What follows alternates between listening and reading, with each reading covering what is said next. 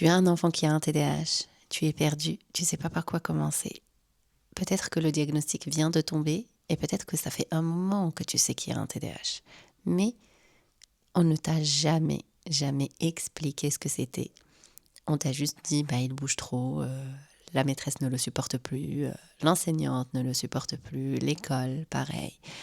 Il est rarement invité à des anniversaires et tu sais pas par quoi commencer. Et tu aimerais avoir un quotidien plus apaisé avec ton enfant qui a un TDAH. Tu es au bon endroit.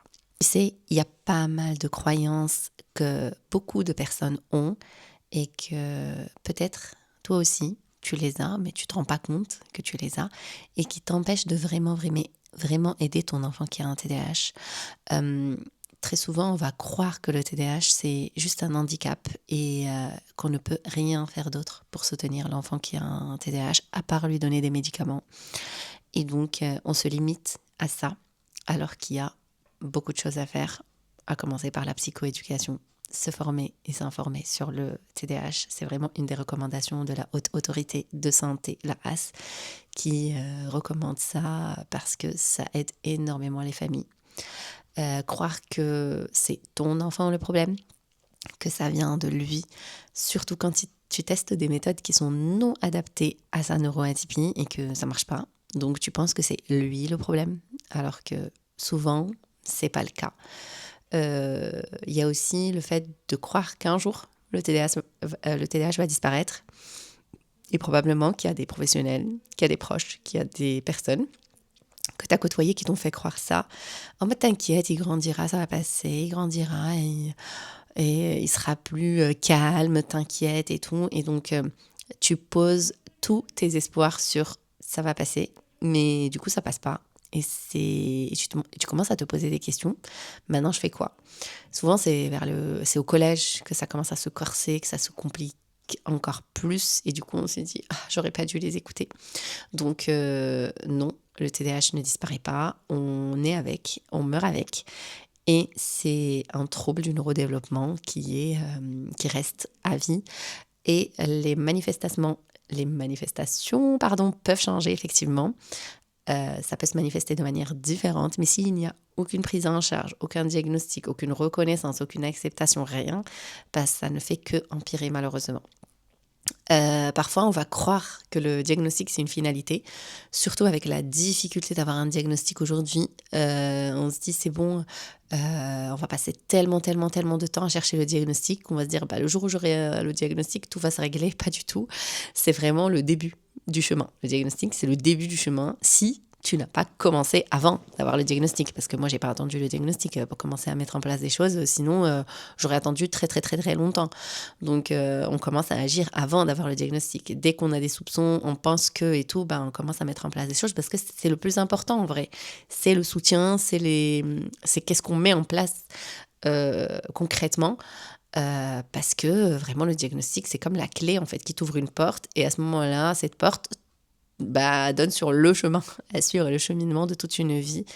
Donc, il y a aussi des croyances qu'on va avoir pour nous-mêmes, en tant que femme, en tant que maman, c'est le fait de croire, si je voulais vraiment, j'y arriverais. Comme si c'était une question de volonté, question de motivation, question de pourquoi puissant et tout. Alors oui, ça joue, mais pas que. Parce que le TDAH, rappelons-le, c'est un trouble du neurodéveloppement, donc c'est un câblage du cerveau qui est différent et t'as beau essayer les trucs de dev perso, les phrases affirmatives et tout, si tu ne vas pas au cœur de la problématique, si tu mets pas des vraies choses en place, ça va être compliqué, quoi. Le fait de croire que le diagnostic te définit et te condamne et te met dans un cadre et du coup c'est bon, tu peux plus t'en sortir. En mode c'est bon parce que j'ai un TDAH, je pourrais jamais y arriver, j'ai un TDAH donc je suis vouée à l'échec. Pas du tout, c'est pas vrai, c'est juste un point de départ et pour moi le diagnostic il ne fait que te libérer de toutes les étiquettes, de toutes les étiquettes en fait que tu t'es mis ou qu'on t'a mis en mode t'es flemmard, t'es nul, t'es dans la lune, t'y arriveras pas, tu finis jamais rien et tout alors que pas du tout en fait. Tu dis ok tout ça à la poubelle, j'ai un TDAH, c'est un trouble mais il y a des choses que je peux mettre en place pour y remédier et si je fonctionne avec mon cerveau, je peux y arriver. Il y a aussi cette croyance où on se dit, il y a une méthode, tout le monde le fait, tout le monde le recommande. J'ai lu ça dans un livre. Les meilleurs machins ont utilisé cette méthode, il faut que j'utilise cette méthode. Et si j'y arrive pas avec cette méthode, ça veut dire que c'est moi qui suis nulle. Bah non, on peut remettre en question la méthode. Même si la méthode est reconnue et qu'il y a 75% des gens qui la font et ils réussissent de ouf avec, si moi ça me convient pas, en fait, c'est ok en fait que ça me convienne pas. Donc on change la méthode et on se dit pas que si moi, euh, si cette méthode ne me convient pas, c'est que moi qui suis nulle. Non, c'est la méthode qui est à revoir ou à réajuster parfois. Parfois on a besoin juste de quelques petits ajustements et puis adapter les outils à ton cerveau et pas l'inverse. Parce que parfois, en voulant faire rentrer un carré dans un cercle, eh bien, on est obligé de couper en fait les angles droits du carré pour que ça rentre dans un cercle. Et si tu coupes les angles droits d'un carré, ben, ça, c'est plus un carré, quoi. Tout ce qui le définit, toutes les caractéristiques principales du carré, ben, tu les as plus, donc c'est plus un carré. Et aussi, le fait de croire que ça passera avec l'âge, pas du tout. Surtout pour nous les femmes. Au niveau, quand on a, avec les hormones, ça fluctue de dingue. Et puis, quand on arrive à la préménopause, ménopause, c'est là où les symptômes vont exploser de dingue. Et donc, ça va être encore plus difficile. Sorry, not sorry. C'est important que je te le dise, même si ça peut, voilà. Mais quand on le sait, on s'y prépare. Croire aussi que demander de l'aide, c'est une faiblesse, alors que c'est un raccourci vers l'essentiel. C'est un gain de temps, un gain d'énergie. Se faire accompagner, c'est un accélérateur. Demander de l'aide, ça t'enlève un poids de ouf. Donc c'est vraiment un acte de courage et d'amour en fait pour soi. De demander de l'aide, c'est totalement ok, même si je sais que ça peut être très difficile, surtout si on n'a pas l'habitude. Et si on a passé toute une vie à croire qu'on ne pourrait pas, que c'est mal, qu'on doit se débrouiller toute seule, et si on ne fait pas les choses toute seule, on est nul. C'est pas vrai du tout. C'est important, c'est très très très important de prendre le temps et de choisir, bien sûr, les personnes qui vont nous accompagner, les personnes qui vont nous aider et les personnes de confiance sur qui on peut compter. Là, je vais te faire des petites questions et du coup, je te demande de compter combien de phrases sont positives chez toi. Est-ce que tu reconnais ton enfant dans ces descriptions que je vais te donner? Est-ce que ton enfant a des difficultés à maintenir sa concentration et à soutenir son attention dans les tâches du quotidien, que ce soit au niveau scolaire ou même dans les jeux, dans tout? Est-ce que c'est le cas? Est-ce que ton enfant est hyperactif ou au contraire toujours dans la lune, sacré rêveur, ou les deux? Est-ce qu'il est hyperactif, il bouge partout, il tient pas en place, ou bien il est souvent dans son cerveau il est souvent dans son monde, on va dire dans la lune, et il a de l'hyperactivité mentale, donc son cerveau qui s'arrête jamais. Troisième question, est-ce qu'il a la flemme? Est-ce qu'il a la flemme? Il a du mal à passer à l'action, à commencer les devoirs, à commencer les tâches ménagères, à commencer à ranger sa chambre, à ranger, sauf quand ça l'intéresse. Quand ça l'intéresse, c'est le premier à y aller tout le temps. Alors, toutes ces questions-là, est-ce que ça lui arrive de temps en temps, mais est-ce que ça lui arrive tout le temps? Est-ce que ça lui arrive tout le temps? Est-ce que les devoirs sont un vrai calvaire? Mais il est toujours partant pour les dessins animés, les jeux vidéo, les jeux qui l'intéressent. Parfois, c'est des Lego, parfois, c'est des jeux de cartes, parfois, voilà. Est-ce que les devoirs, c'est mort et les dessins animés ou jeux vidéo, c'est yay. Est-ce qu'à chaque sortie d'école, tu as droit à des remarques désagréables de l'enseignante à chaque fois? Il a fait ci, il a fait ça, il tient pas en place, il bavarde, il dérange les copains et tout. Est-ce que tu as souvent droit à ça? Pardon. Est-ce qu'il ne finit jamais ce qu'il commence? Genre, tu dois toujours être derrière lui, tu dois être là pendant qu'il fait les devoirs, et si t'es pas là, il finira pas. Il terminera pas les devoirs qu'il a commencé. Est-ce qu'il t'écoute jamais et se conforme rarement aux consignes? Tu lui demandes, il fait pas ce que tu lui as demandé, sauf si tu es derrière lui, quoi. Tu es là, tu insistes, tu rabâches, tu rabâches, tu rabâches, et parfois tu répètes, tu répètes, tu répètes, mais il ne fait pas. Est-ce que son impulsivité te fait peur? Est-ce que tu as l'impression qu'il agit sans réfléchir? Est-ce qu'il se met en danger? Est-ce que ça te fait peur et tu y penses constamment? Est-ce que tu en as marre des reproches de la famille, de l'école? Est-ce que tu sais plus où donner de la tête, ni par quoi commencer? Est-ce que son hypersensibilité t'étouffe et te met hors de toi, t'épuise? Il enchaîne les crises et t'as du mal en fait à le calmer, à revenir à un état calme. Au point où parfois tu te détaches en fait émotionnellement pour te protéger parce que tu peux plus en fait. Est-ce que parfois tu as l'impression de ne pas l'aimer assez s'il est seul, ou de ne pas l'aimer comme ses frères et sœurs? Tu deviens presque, j'ai envie de dire, insensible à lui ou à elle, et c'est là où la culpabilité pointe son nez. Ici, on est dans une safe place. Prends le temps de réfléchir à ces questions et dis-moi si tu peux me dire en commentaire ou en privé si tu veux m'écrire et tout, si tu coches pas mal de cases, parce que ça arrive beaucoup, beaucoup, beaucoup aux mamans des enfants qui ont un TDAH.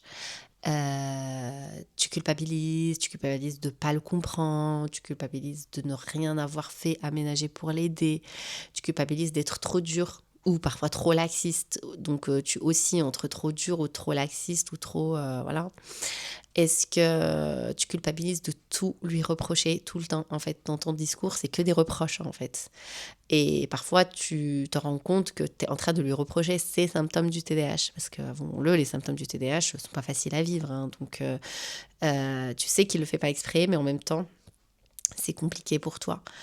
Est-ce que tu culpabilises de souvent penser au fond de toi, secrètement, j'en ai marre, j'en peux plus de lui, j'en peux plus d'elle, j'en ai marre, j'arrive plus, stop, s'il vous plaît, je veux que ça s'arrête.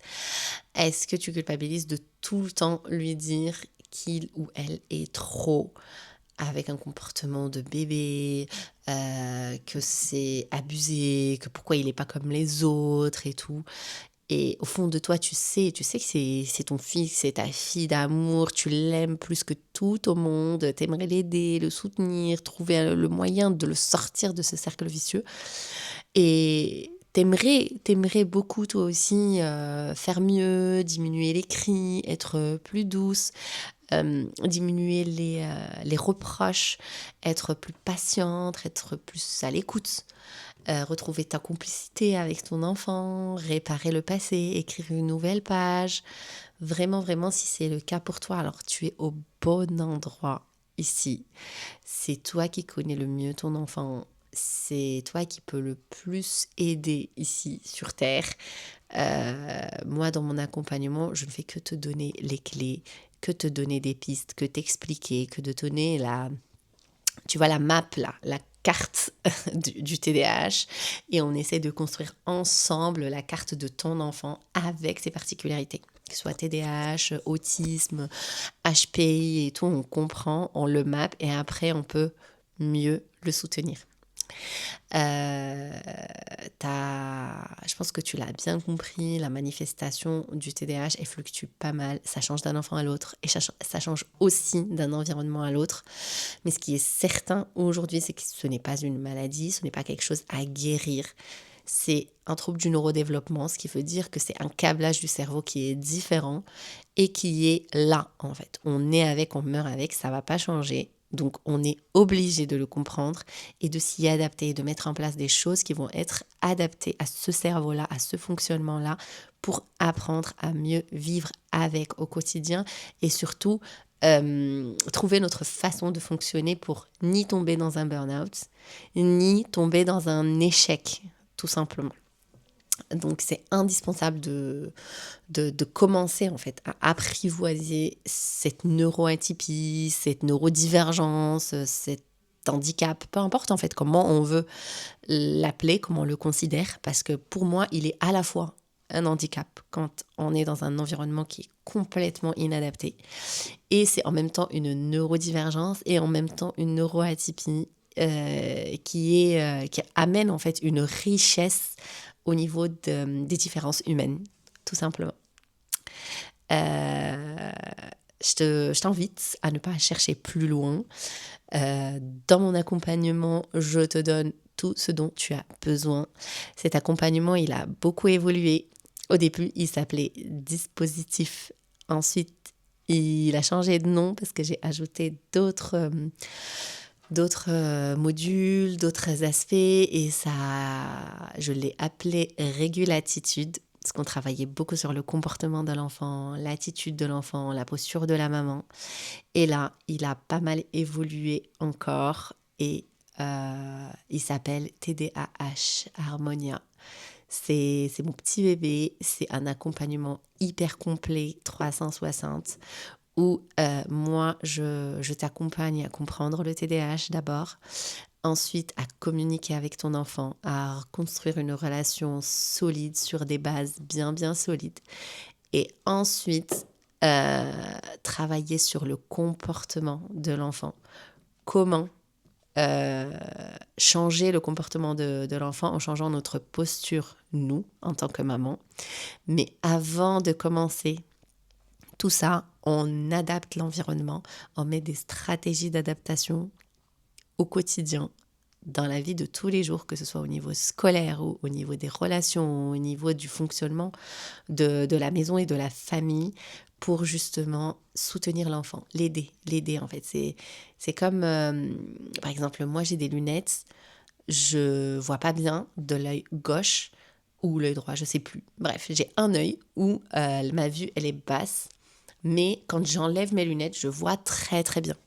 En fait, je peux rester 24 heures, 48 heures sans mes lunettes et je peux très bien voir, lire, travailler. Sauf qu'au bout de 48 heures, je vais avoir une migraine, je vais avoir un mal de tête incroyable et je pourrais pas, ça va être très très gênant et je vais devoir rester genre dans le noir pendant 24 heures pour recharger ma vue. Et donc je mets des lunettes pour justement ne pas m'épuiser. Et ces lunettes-là, c'est exactement la même chose que les aménagements qu'on va mettre en place pour l'enfant qui a un TDAH. Parce qu'il peut arriver, il peut réussir à faire des choses, mais à quel prix? En fait, quel est le prix à payer pour y arriver?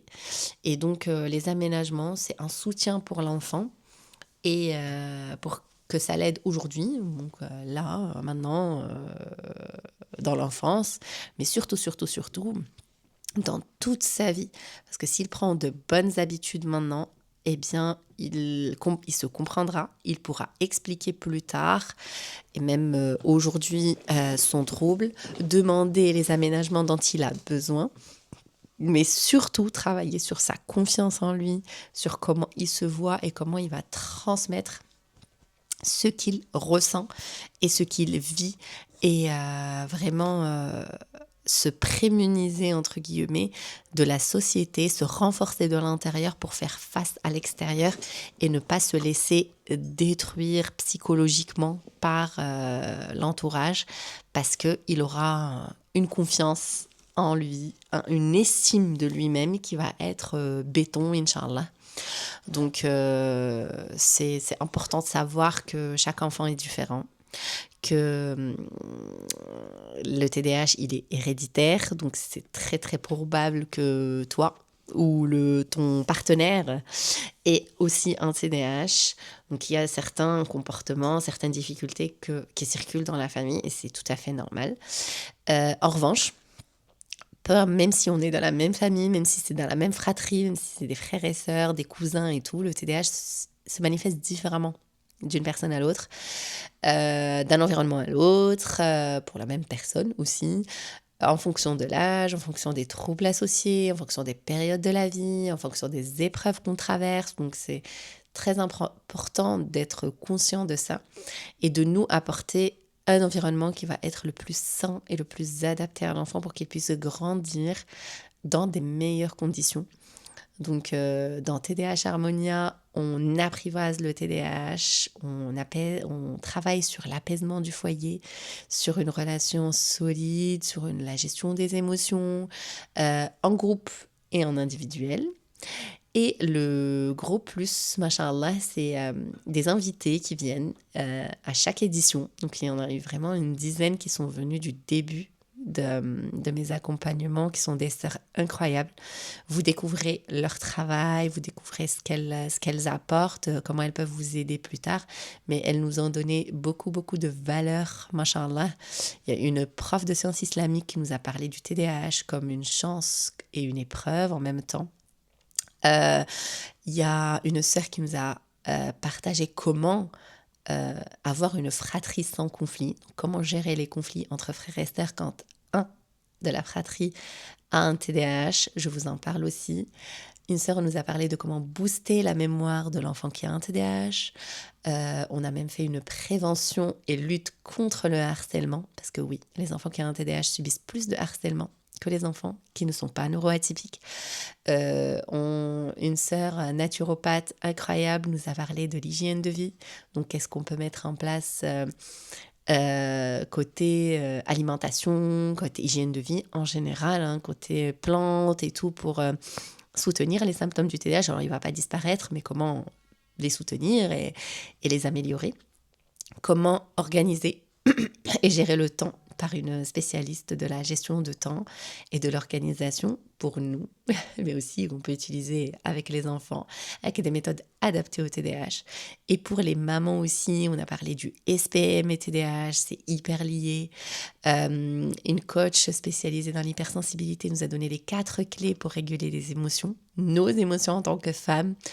Une autre sœur qui a été élève, hein, qui a été une maman participante, en fait elle participait à l'accompagnement, mais qui nous a aussi fait une masterclass sur comment gérer le budget. Masha'Allah, une autre sœur nous a parlé de comment alléger la charge mentale et on a même eu une intervention sur le design intérieur au service de ton enfant atypique. Donc vraiment, et d'autres intervenantes surprises pour cette édition qui va commencer le 10 octobre, Inch'Allah. À partir du 10 octobre. Donc, vraiment, c'est pépite. Allahumma barik. J'ai trop hâte de retrouver les mamans de cette édition et d'en faire d'autres plus tard parce que c'est un accompagnement en groupe où on se sent vraiment épaulé, soutenu, on ne reste pas seul, isolé. On a des mamans qui vivent exactement la même chose entre elles. On se retrouve en live, ensemble chaque semaine. Il y a des séances individuelles.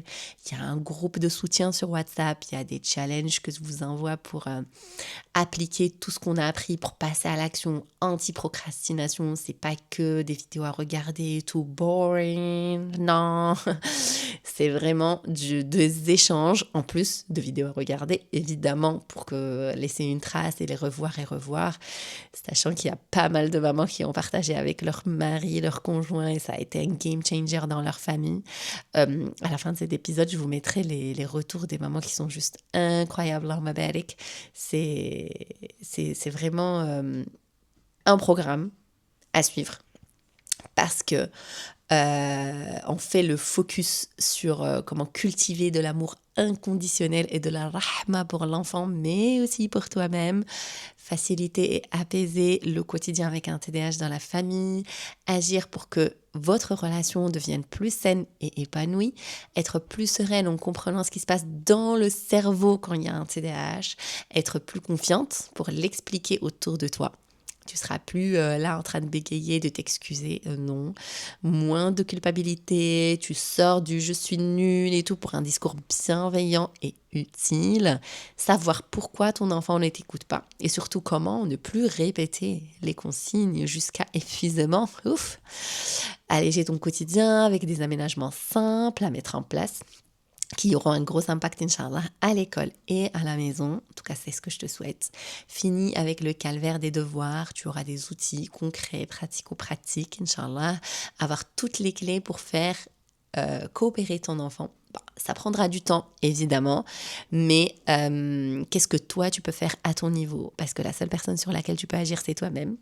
Et forcément, quand toi, tu changes, ton entourage change. Et donc, quand tu mettras en place la méthode pas à pas que je te transmettrai, Inch'Allah, tout le reste de la famille va changer. tu le verras et c'est incroyable. C'est très beau à voir.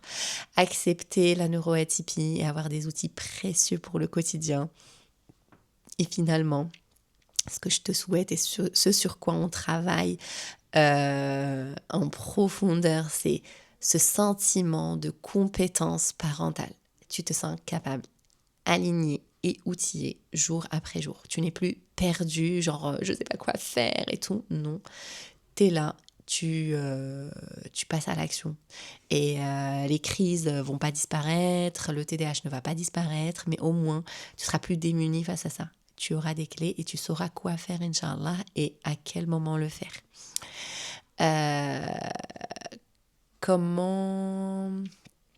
Je voulais te dire quelque chose d'autre, ouais. J'ai construit cet accompagnement-là en me basant sur les 8 C qui me paraissaient indispensables. Donc, comprendre, communiquer, la confiance, collaborer, connecter, d'accord, toi et ton enfant, coopérer et de la clarté, ainsi que concilier. Qu'est-ce que je veux dire par là? Tu sais quoi, je te mettrai juste la page de description du programme en commentaire, là, dans la description.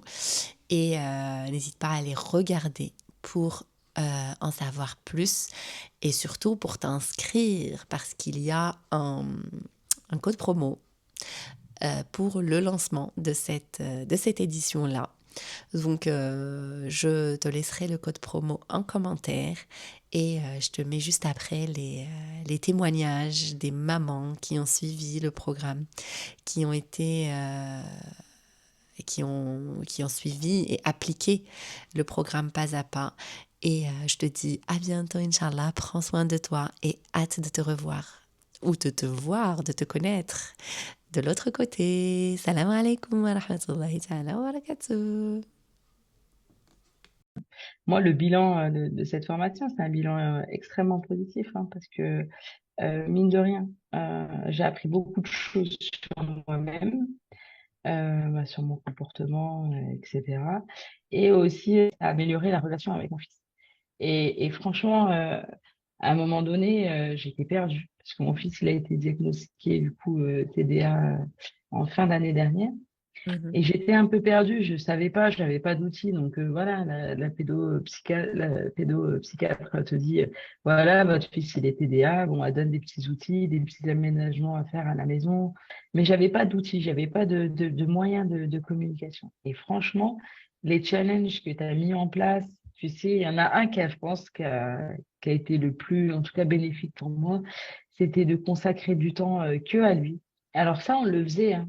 Oui. Sauf que eh ben, j'appliquais pas tout ce que tu disais. Donc, en fait, voilà, on avait un temps, on faisait l'activité, mais forcément, on ne parlait pas, on n'avait pas ce lien. Et, et franchement, il est beaucoup plus proche et je suis moins dans l'agressivité avec lui et lui, il comprend aussi un petit peu. Donc, je lui explique que moi aussi, je suis comme lui Oui. et qu'on est pareil et que Ah, voilà, j'ai appliqué quand même pas mal de trucs que tu nous as appris. Là, ouais, ça, du coup, je vois la différence et ça marche. Et puis, du coup, quand ça marche, on a envie de faire. On voit que finalement, en fait, oui, il y a un résultat derrière. Et vu que tu donnes plusieurs tips, on va dire, tu vois, des conseils, et c'est pas, on s'arrête pas à un truc, oh, voilà, finalement, bah non, en fait, ça marche pas, donc laisse tomber. Ça sert à rien que je continue. Quand tu donnais des missions aussi, mais peut-être que je les faisais pas à la semaine, tout de suite. Mais je les ai en tête, tu vois, je vois que je dois faire cette mission-là. Et au moment T, quand je vois que, voilà, là, c'est le moment où je dois appliquer cette mission-là, en fait. ok. Et j'insiste vraiment sur ton côté généreux. Non, mais vraiment, machallah, c'est vraiment, vraiment. Vraiment. C'est-à-dire que tu donnes de ton temps, de ton énergie. Quand on voit le prix de la formation et le contenu de la formation, euh, euh, ben, le prix semble dérisoire, quoi. En fait, il n'y a aucune des personnes de toutes les filles du groupe qui se sont inscrites, il n'y a aucune qui regrette d'avoir investi Mhm. cette somme parce que ben, déjà toi, ta dispo, toi, tout ce que tu nous apportes, plus les masterclass que tu mets en place, les réponses quotidiennes. Enfin, vraiment, c'est, c'est, c'est super enrichissant. Il y a des moments où les émotions vont déborder. Oui. Est-ce qu'aujourd'hui, tu te sens prête en fait à y faire face? T'as plus cette peur de oh, je sais pas quoi faire, oh mon Dieu, il a fait ça, nana. En fait, est-ce que toi, tu as ressenti ce genre Oui, de... je me sens plus dépassée. Enfin, je me sens plus sereine face à ces excès, ou même les miens, en fait. Parce que c'est ça, en fait.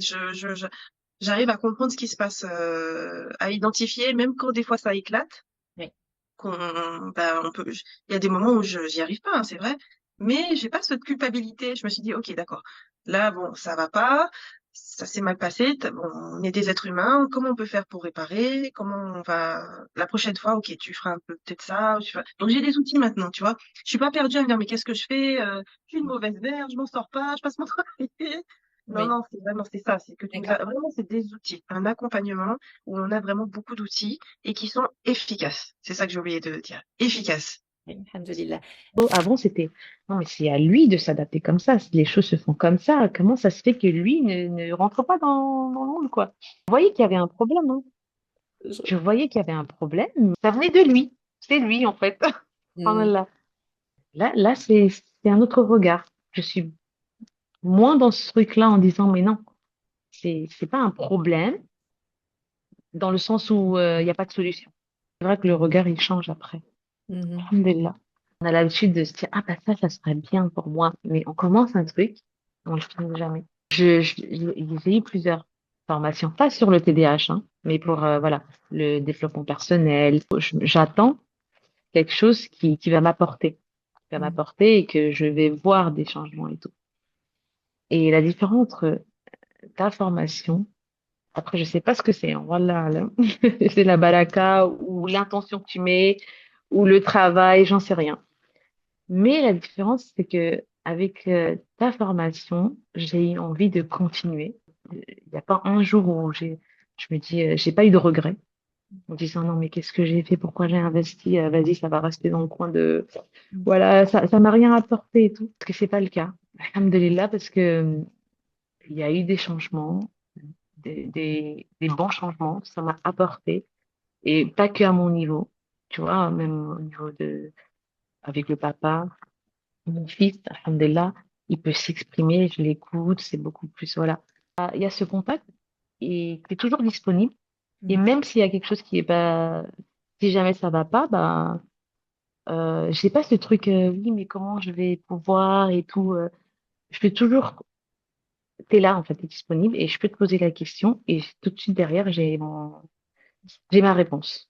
Et Ouais. ça, c'est rassurant, en fait. C'est pas, on n'a Ouais. pas ça avec, j'ai pas eu ça avec d'autres, j'ai pas eu cette expérience-là. Tu sais que même mon mari, il me l'a fait, la remarque qu'il fait, dis donc, ça marche bien, la formation que tu fais, là.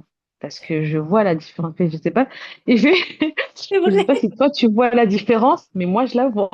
Ah, Il m'a dit donc. bien. Ah, bah écoute. Ah, je dis, bah, écoute, tant mieux, mais ouais, je sais pas, qu'est-ce que tu vois? Il fait, bah, lui, il me fait, mais tu sais, moi, il m'a dit, félicite-toi, tu sais, tu devrais te féliciter parce que c'est pas rien ce que les changements et ce que tu fais en place. Et là, ça m'a fait, c'est la première séance que tu as dit, mettez en place des choses pour vous féliciter. J'ai eu l'occasion aussi d'entendre des fois, quand j'étais en formation les lundis et tout, il y avait des moments, voilà, il avait l'autre oreillette et puis moi et tout. Et du coup, il écoutait, il fait, ah vrai, ah oui, c'est vrai. Mais lui, il a moins de temps de l'appliquer avec mon fils parce qu'il est toujours au travail.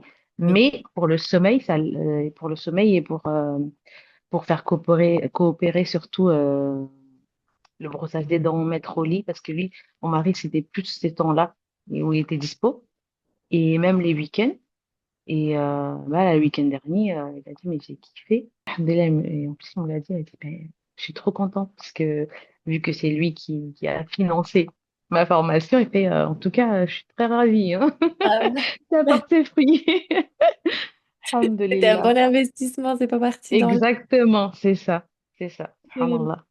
Il y a beaucoup de changements qui ont eu lieu, on va dire, dans notre vie. Moi, il s'agissait voilà, de mon fils qui a 11 ans.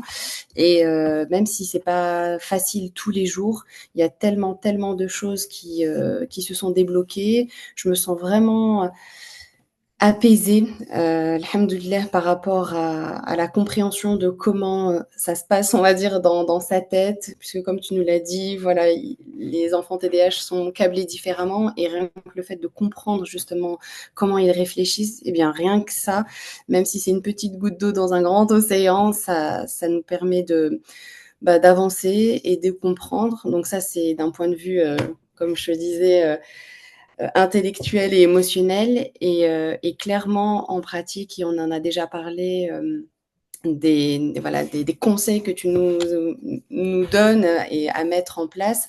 Il y a franchement eu des améliorations par rapport au comportement, même si parfois, voilà, on va dire, les difficultés refont un peu surface, mais tout de suite, on arrive à se ressaisir et à reprendre le taureau par les cornes. Et alhamdoulilah, voilà, ça fait énormément de bien pour moi, bien sûr, pour lui, mais aussi et surtout pour toute la famille. Et je pense que ça, je m'attendais pas en fait à ce que par ricochet il y ait autant d'impact. Alhamdoulilah, barakallahu fiki en tout cas. J'ai passé les meilleures vacances de ma vie avec mon fils. Alhamdulillah. Meilleures vacances. Depuis qu'il est né, je cherchais des moments de qualité. Je me dis, mais je vais passer à côté de... Et pourtant, j'ai fait l'école à la maison au début. J'ai des souvenirs avec lui. Mais ces dernières vacances, là où j'ai appliqué pas mal de choses, j'ai... Même lui, je l'ai senti bien. On était dans une sérénité. Vraiment, encore là, tu vois, j'en parle, ça me touche, quoi. C'était trop Oui. bien. Mon fils, il m'a dit, voilà, j'ai envie d'aller au musée. Je dis, quoi? Il m'a pas parlé spécialement de jeux vidéo ou de trucs auxquels je m'attendais, tu vois. Je regardais la Oui. télé. Non. Il me dit, et au niveau de notre communication aussi. Oui. Là, je vois que mon fils, il se confie à moi. Ok. Vraiment, il se confie à moi. Alhamdulillah, c'est top. Ça me dit, Et franchement, la relation, c'est la base, parce qu'après, là, il est petit, mais quand il va grandir, quand il y a les bases solides, alhamdulillah, c'est... Même si il reviendra, en fait. Il y a des bases solides sur lesquelles il peut se reposer. Alors déjà, je kiffe la formation de fou. Vraiment, je trouve qu'elle est super bien faite. Je trouve que tes explications, elles sont top. Tu connais bien ton travail et tu es investi et tu aimes ce que tu fais et franchement, ça se ressent et c'est juste super. Et le fait de le faire en groupe comme ça aussi, je trouve que c'est super parce qu'on a toutes des difficultés et on se sent tout de suite comprise. Les enfants qui ont, pareil, qui ont les mêmes difficultés, plus ou moins. Les mamans qui rencontrent des problèmes. Et quand on échange, on se rend compte qu'on n'est pas toute seule, qu'on n'est pas folle. Parce que des fois, tu sais, tu as cette impression-là autour de toi quand tu as des mamans qui ont des enfants turbulents mais qui n'ont pas un TDAH et que toi, tu es la seule. En fait, on ne te comprend pas. Et là, le fait qu'on soit ensemble, qu'on échange, qu'on en discute, c'est vraiment, c'est exactement ce qu'il me fallait. Quand tu essayes de gérer la situation pour ton fils, toi, tu es impliqué, tu te mets à fond, mais il y a aussi l'environnement et toutes les personnes qui sont autour. Et c'est vrai qu'on se dit, bah, je suis seule dans ma bataille et que c'est compliqué. Et là, le dispositif, ça a permis réellement, parce que j'en ai beaucoup parlé avec mon mari, je lui ai transmis ce que j'avais appris. Alors, pas tout, parce que ça faisait peut-être trop, mais les petites phrases chocs, les petites situations, les petits exemples, les petits conseils, etc. Au début, il écoutait d'une oreille, et là, vraiment, de plus en plus, il a été très attentif, il a écouté et vraiment très très attentif et il mettait en application ce que je lui disais et du coup on était deux et j'étais plus toute seule et ça a eu un grand impact positif sur lui parce que aujourd'hui quand je lui donne des conseils et que je lui dis bah c'est Raoula qui a dit regarde elle a dit ça elle a dit ça elle a dit ça et ben il écoute il met en application et c'est clairement bénéfique pour mon fils parce que on est deux à mettre en pratique ce que tu nous as dit et je suis plus toute seule. Et même dans notre couple, hein, ça fait qu'il y a plus de pédagogie, il y a plus de communication, on s'écoute plus, on se pose, on s'assoit. Là, on est arrivé en vacances, c'est presque lui qui est, enfin, c'est même pas presque lui, c'est lui qui est plus pédagogue que moi. Et que dans des situations de crise, quand il voit que je suis dépassée, il vient, il met en application ce que toi, tu dis et que moi j'ai transmis. Et c'est lui qui gère les crises quand moi je suis plus en capacité et que je commence à dévier en montant l'avant en disant ah, c'est bon, là. Il vient, il dit non, c'est bon, je m'en occupe. Il vient, il gère. Le Très bien. temps d'écran, là, c'est lui qui a géré. Franchement, alhamdoulilah. On n'avait pas de règles pour les écrans. Et il m'a dit non, on en parle tous les deux. On en parlera après. On met des règles. On met en pratique. C'est comme ci, c'est comme ça, machin et tout. J'ai presque Raoula numéro 2 à la maison, là. Ah bah c'est génial, t'as la relève. J'ai j'ai la Alhamdulillah, c'est relève cool. assurée.